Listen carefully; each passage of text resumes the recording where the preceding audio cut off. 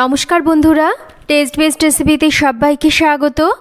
পটলের অনেক ধরনের রেসিপি তো আপনারা বাড়িতে বানিয়ে খান। একবার এই রেসিপিটা বাড়িতে বানিয়ে খেয়ে দেখুন। গরম ভাতের সাথে মেখে খেতে কিন্তু অপূর্ব লাগে। এক থালা গরম ভাত শুধু এই পটলের রেসিপি দিয়েই কিন্তু খেয়ে ফেলতে পারবেন। তাহলে চলুন আজকে দেখে নেওয়া যাক পটলের এই রেসিপিটি। পটল বানানোর জন্য এখানে আমি নিয়ে নিয়েছি 5টা পটল। সবার প্রথমে পটলগুলোকে আমাদের কেটে নিতে হবে। পটলের দুটো দিক একটু করে কেটে নিয়েছি। এবার একটা পিলার দিয়ে পটলের খোসাটাকে ছাড়িয়ে নিচ্ছি। আর পটলের খোসা অল্প করে রেখেই ছাড়াচ্ছি, এতে করে পটলটা রান্না করলে দেখতে ভালো লাগবে। তো সমস্ত পটলের খোসাগুলোকে ঠিক এই রকম করে ছাড়িয়ে নিতে হবে।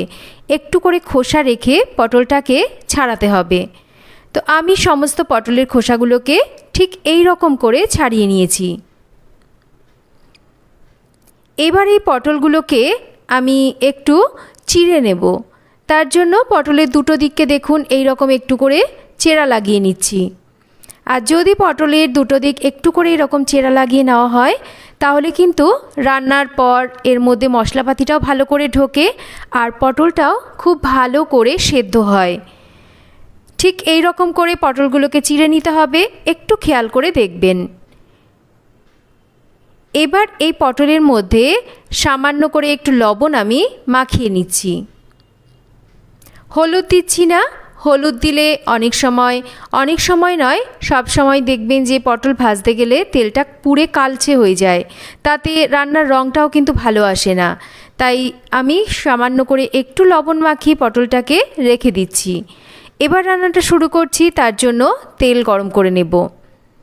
তেলটা ভালো করে গরম করে নিয়েছি। এবার লবণ মাখিয়ে নেওয়া পটলগুলোকে আমি গরম তেলের মধ্যে ছেড়ে দিচ্ছি। মাঝারি আঁচে রেখে পটলগুলোকে এবার আমাদের ভেজে নিতে হবে।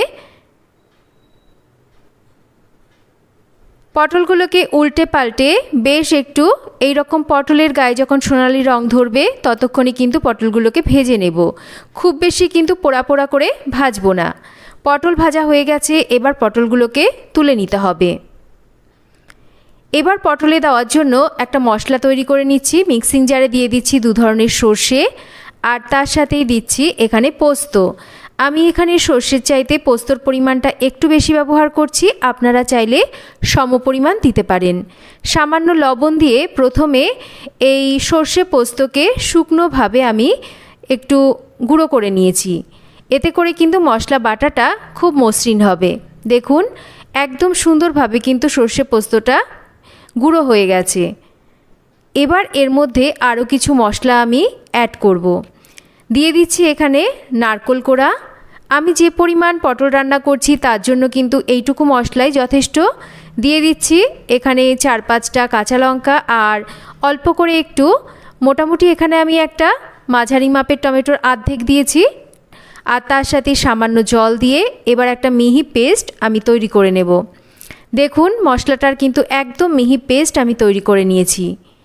আর সামান্য লবণ আর কাঁচা লঙ্কা দিয়ে কিন্তু সর্ষে বাটলে সর্ষেটা তেতো হয় না। এবার এই মশলাটাকে একটা বাটির মধ্যে ঢেলে নিচ্ছি।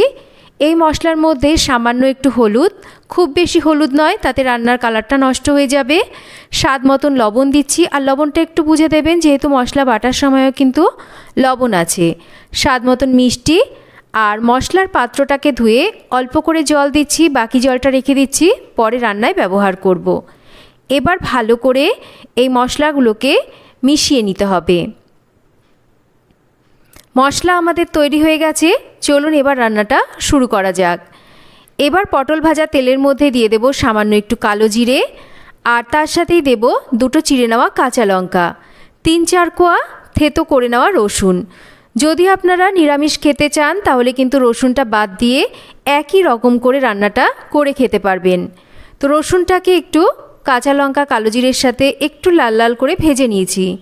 এবার ভেজে নেওয়া পটল বানিয়ে নেওয়া মশলাটাকে ঢেলে দিতে হবে।